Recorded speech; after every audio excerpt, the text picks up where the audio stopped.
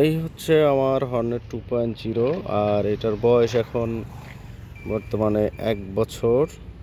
তো 1 বছর পরে এর কালার কোয়ালিটি আসলে কেমন এইটা বোঝানোর জন্য আর কি ভিডিওটা করা।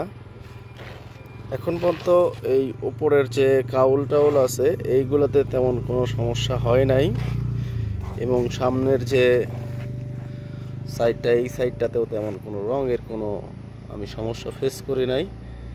এরপর হচ্ছে এইটাতেও মাঠঘাটটাতেও কোনো সমস্যা হয় নাই এখন পর্যন্ত।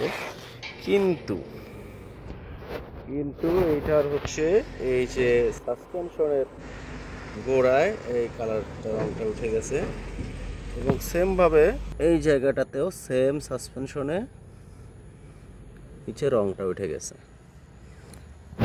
বাদ বাকি মোটামুটি বলবো যে ওকেই আছে। এবং হচ্ছে আর একটা বিষয়, এই জিনিসটা কেন যে তারা দিছে, এই যে এই জায়গাটা দেখান, এই জায়গাটায় পা যে রাখা হয় এই জায়গাটায় রং উঠে গেছে। তো এটা কালো কালার দেওয়ার কি দরকার ছিল, একদম সিলভারই দিত।